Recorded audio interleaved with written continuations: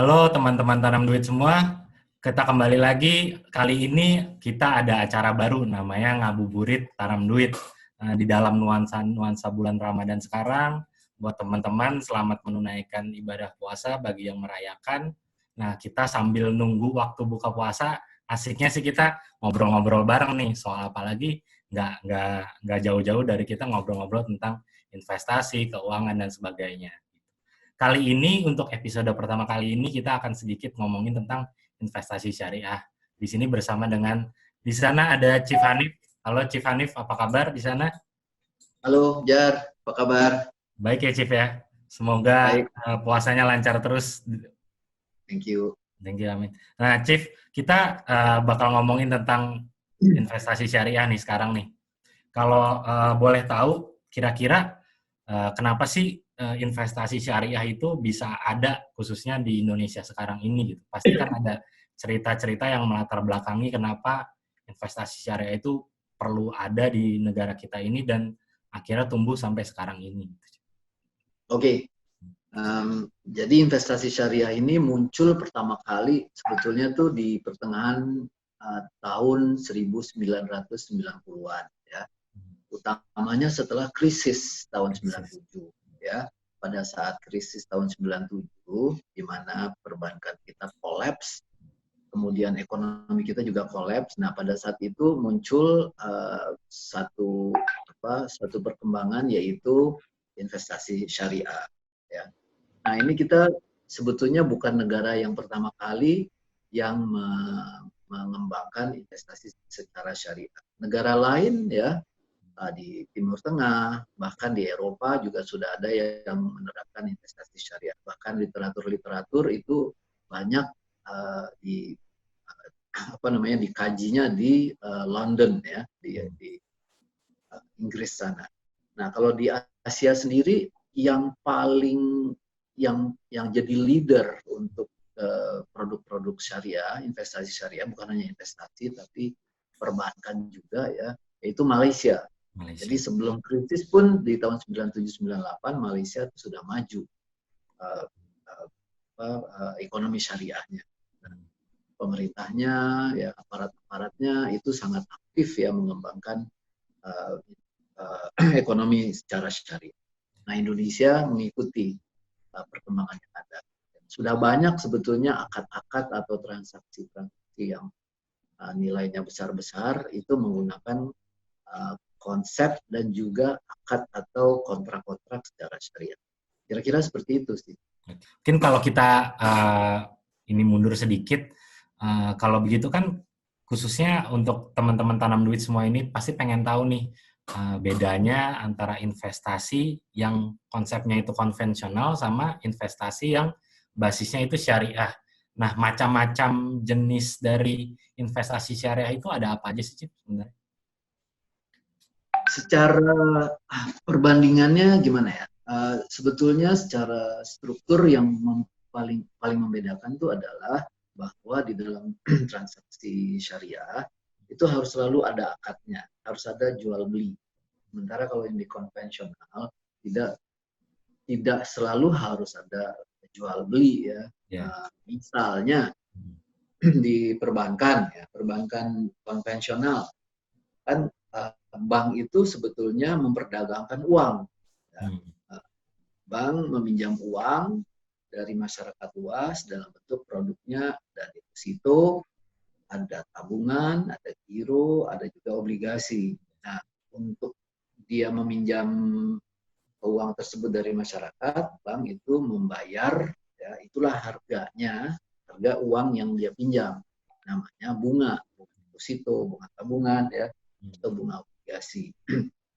Nah, selanjutnya bank uang yang sudah terkumpul itu mereka lempar ke masyarakat, baik itu individu maupun dalam bentuk institusi atau korporasi, ya dalam bentuk kredit.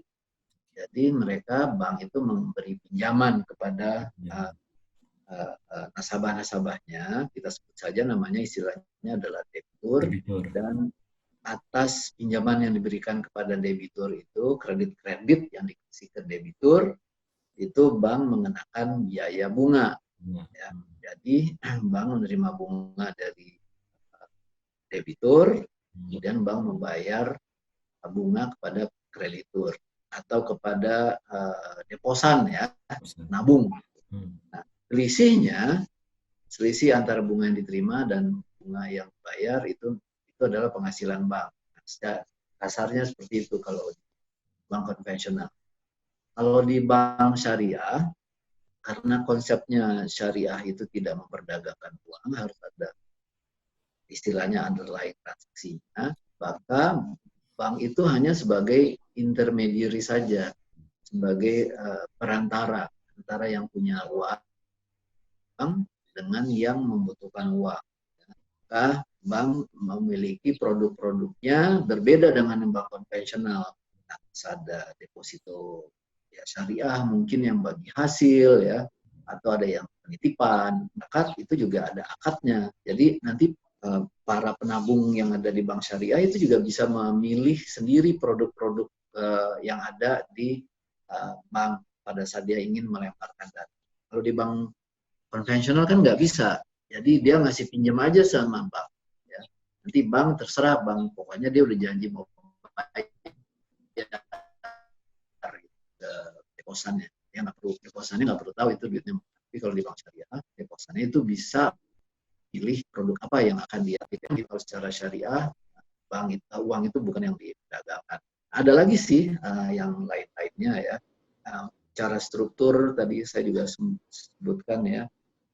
Bank yang seperti itu, kalau secara strukturnya ada yang mirip-mirip kayak di konvensional ya, ada yang sewa menyewa, itu namanya istilahnya ada akadnya atau perjanjiannya namanya ijarah. Ya.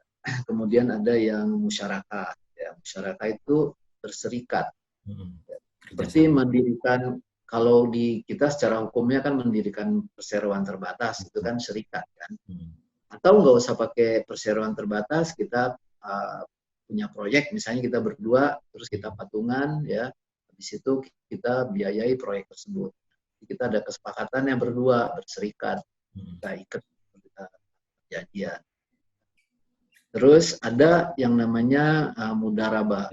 Kalau mudharabah itu nitip uang ke pihak yang mempunyai usaha ya.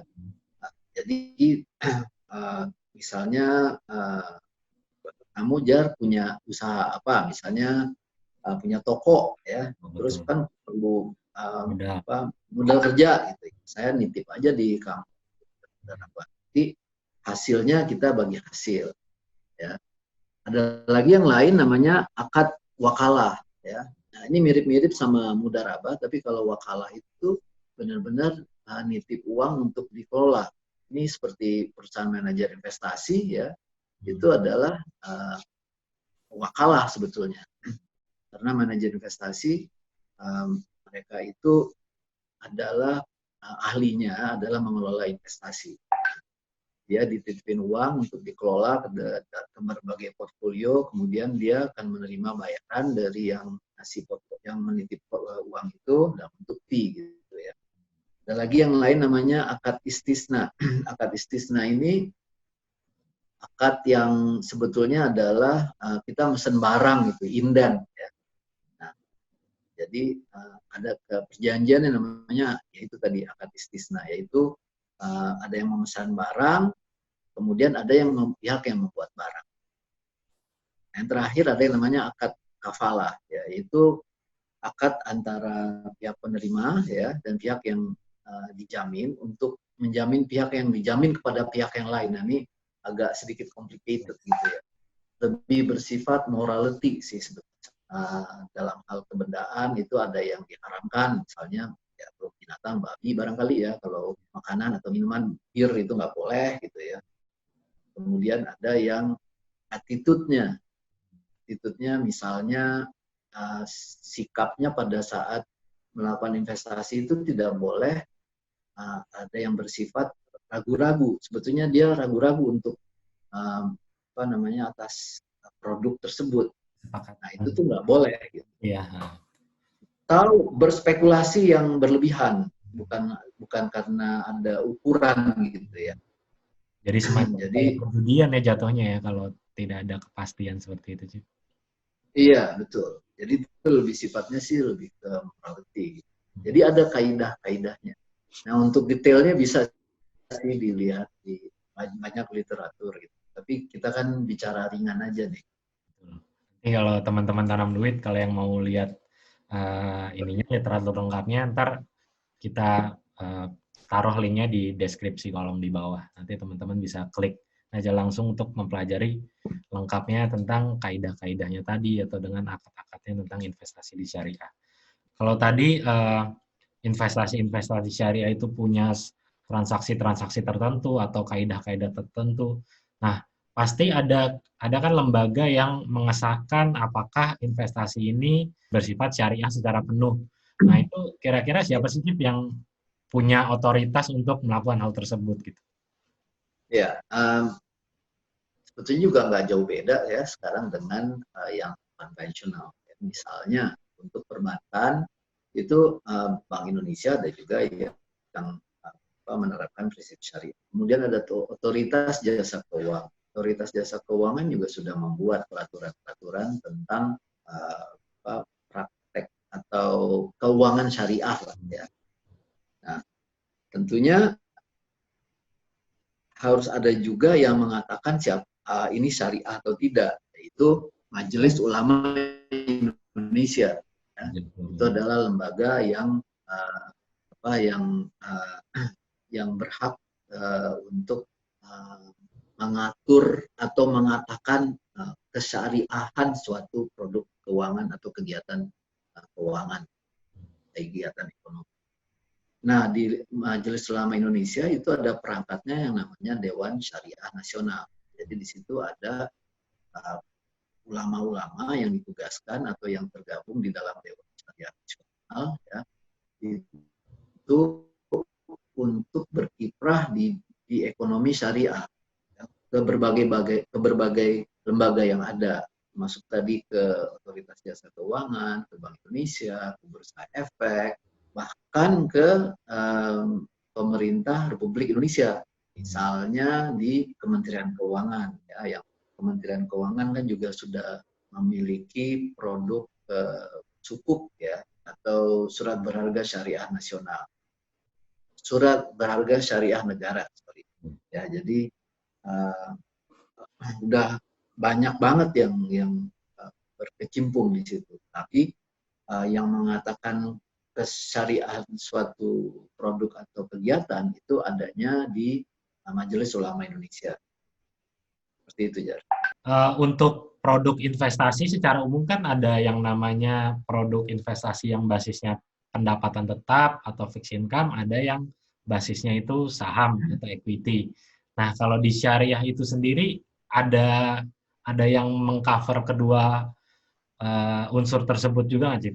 Ada juga yang namanya fixed income. Ya, kalau di dalam konvensional fixed income itu ya ada bunga gitu.